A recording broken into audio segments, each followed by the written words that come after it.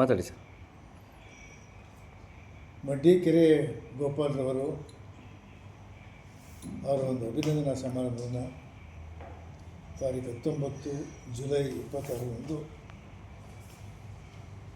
ಅವರ ಎಲ್ಲ ಆತ್ಮೀಯ ಮಿತ್ರರು ಸೇರಿ ಇದು ಆಚರಿಸ್ತಾ ಇರ್ತಕ್ಕಂಥದ್ದು ಬಹಳ ಸಂತೋಷದ ಒಂದು ಸಮಾರಂಭ. ಮಡ್ಡಿಕೆರೆ ಗೋಪಾಲವರು ನಾನು ಕಂಡ ಹಾಗೆ ನನಗೆ ಅವರು ಸುಮಾರು 1975-76ರಿಂದ ಪರಿಚಯ, 76-77.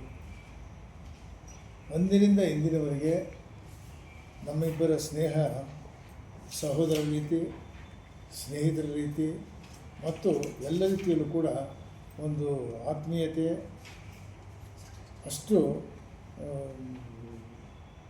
ಭಾಳ ನಿಕಟವಾಗಿದೆ ಅಂತ ನಾನು ಹೇಳಬಲ್ಲಿದ್ದೀನಿ.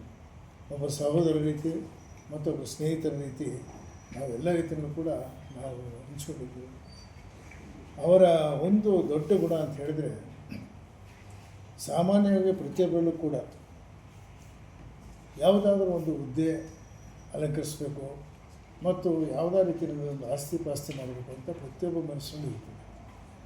ಆದರೆ ಇವರು ಚಿಕ್ಕಮಗಳೂರಿನಲ್ಲಿ ಒಂದು ದೊಡ್ಡ ಕುಟುಂಬಕ್ಕೆ ಸೇರಿದವರು, ಒಂದು ಎಸ್ಟೇಟ್ ಮಾಲೀಕರ ಕುಟುಂಬಕ್ಕೆ ಸೇರಿದವರು ಅಂತ ಹೇಳಿದಾಗ, ಅಲ್ಲಿಂದ ಮೈಸೂರಿನ ನಮ್ಮ ಡಾಕ್ಟರ್ ಅನಸೂಯ ಅವ್ರ ಜೊತೆ ವಿವಾಹ ಆದ ನಂತರ ಅವರು ಮೈಸೂರಲ್ಲಿ ಸೆಟ್ಲ್ ಆಗ್ತಾರೆ. ಮೈಸೂರಲ್ಲಿ ಸೆಟ್ಲಾಗಿ ಇವರು ಬೇರೆ ಬೇರೆ ಯಾವುದಾದ್ರು ಕ್ಷೇತ್ರ ತಗೋಬೋದಾಗಿತ್ತು. ಆದರೆ ಇವರು ಆಯ್ಕೆ ಮಾಡಿದ ಕ್ಷೇತ್ರ ಸಾಹಿತ್ಯ ಕ್ಷೇತ್ರ. ಸಾಹಿತ್ಯ ಕ್ಷೇತ್ರದಲ್ಲಿ ಯಾರೂ ಕೂಡ ಹಣ ಆಸ್ತಿ ಮಾಡ್ತಕ್ಕಂಥ ಈ ಒಂದು ಹುದ್ದೆ ಎಲ್ಲ ಇತ್ತು. ಸಾಹಿತ್ಯ ಕ್ಷೇತ್ರಕ್ಕೆ ತಾನು ತೋರಿಸ್ಕೊಂಡಿರ್ತಕ್ಕಂಥದ್ದೇ ಸಾಹಿತ್ಯಗಳು. ಅಂಥ ಕ್ಷೇತ್ರ ತಗೊಂಡು ಕಳೆದ ಸುಮಾರು 50 ವರ್ಷಗಳಿಂದ ಸಾಹಿತ್ಯ ಕ್ಷೇತ್ರಕ್ಕೆ ಪ್ರತಿ ಕ್ಷಣವೂ ಪ್ರತಿ ದಿನವೂ ವರ್ಷದಲ್ಲಿ 365 ದಿವಸ, ವಾರದಲ್ಲಿ 7 ದಿವಸವೂ ಕೂಡ ನನ್ನ ಇಡೀ ಎಲ್ಲ ಕೆಲಸವನ್ನು ಬಿಟ್ಟು ಸಾಹಿತ್ಯ ಕ್ಷೇತ್ರಕ್ಕೆ ತೊಡಗಿಸ್ಕೊಂಡಿರ್ತಕ್ಕಂಥದ್ದು ನಾನು ನೋಡಿದಾಗೆ ಒಬ್ಬ ದೊಡ್ಡ ಸಾಧಕರು. ಮತ್ತು ಸಾಧಕರು ಒಂದೇ ಅಲ್ಲ, ಮತ್ತು ಸಾಹಿತ್ಯ ಕ್ಷೇತ್ರಕ್ಕೆ ತೊಡಗಿಸ್ಕೊಂಡರು. ಹೀಗಾಗಿ ಇವರ ಯಾವುದೇ ಆಸ್ತಿ ಮಾಡದೆ ಅವರು ದೊಡ್ಡ ಆಸ್ತಿ ಏನಪ್ಪ ಅಂತಂದರೆ ಸಾಹಿತ್ಯ ಕ್ಷೇತ್ರದಲ್ಲಿ ತಾವು ತೊಡಗಿಸ್ಕೊಂಡು ಅಲ್ಲೇನಾದರೂ ಸಾಧನೆ ಮಾಡಬೇಕಂತೇಳಿ, ಅದರಿಂದ ಈ ಸಾರಿ ಅವರು 2ನೇ ಸಾರಿ 3ನೇ ಸಾರಿ ಅಧ್ಯಕ್ಷರಾಗಿರ್ತಕ್ಕಂಥದ್ದು ದೊಡ್ಡ ಒಂದು ಸಾಧನೆ.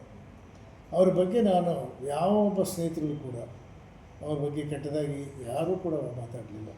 ಅವ್ರಿಗೆ ಯಾವುದೇ ಒಂದು ಕೆಟ್ಟ ಅಭ್ಯಾಸ ಇಲ್ಲ, ಕೆಟ್ಟ ಗುಣ ಇಲ್ಲ, ಮತ್ತು ಕೆಟ್ಟ ಸ್ನೇಹಿತರ ಸಹವಾಸನೂ ಕೂಡ ಇಲ್ಲ. ಅಂಥ ಸದ್ಗುಣ ಇರ್ತಕ್ಕಂಥವರು ಮತ್ತು ಶಾಂತ ಸ್ವಭಾವದವರು, ಸದಾ ಹಸನ್ಮುಖಿ. ಮತ್ತು ನಾನು ಹೇಳಿದಾಗೆ ಸಾಹಿತ್ಯ ಕ್ಷೇತ್ರ, ಅದರಲ್ಲೂ ಮೈಸೂರು ಕ್ಷೇತ್ರದಲ್ಲಿ, ಮೈಸೂರು ಜಿಲ್ಲೆ ಮತ್ತು ಮೈಸೂರು ಕ್ಷೇತ್ರದಲ್ಲಿ ಅವರ ಸಾಹಿತ್ಯಕ್ಕೆ ಕೊಡುಗೆ ಕೊಟ್ಟಿರ್ತಕ್ಕಂಥದ್ದು ಭಾಳಷ್ಟು ಕೊಟ್ಟಿದ್ದಾರೆ. ನಾವು ಅದನ್ನು ಎಷ್ಟು ಹೇಳಿದ್ರು ಸಾಲದು.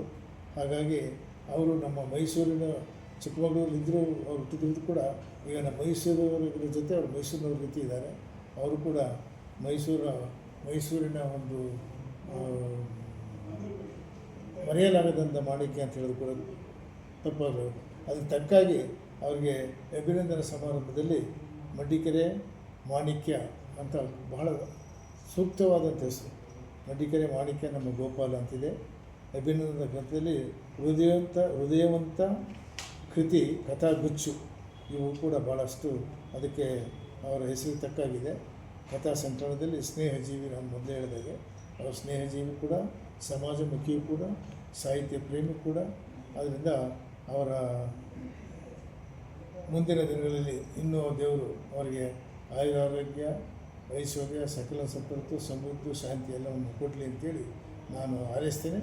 ಮತ್ತು ಈ ಒಂದು ಅಭಿನಂದನಾ ಸಮಾರಂಭಕ್ಕೆ ಇಡೀ ಕನ್ನಡಿಗರು ರಾಷ್ಟ್ರಾದ್ಯಂತ, ರಾಜ್ಯಾದ್ಯಂತ ಎಲ್ಲರೂ ಕೂಡ ಬಂದು ಅದನ್ನು ಭಾಗವಹಿಸಿ ಇದನ್ನು ಯಶಸ್ಸುಗೊಳಿಸಬೇಕು ಅಂತೇಳಿ ನಾನು ಈ ಮೂಲಕ ಎಲ್ಲರಲ್ಲೂ ಇಡೀ ಕನ್ನಡಿಗರಲ್ಲಿ ನಾನು ಪ್ರಾರ್ಥನೆ ಮಾಡ್ತೀನಿ.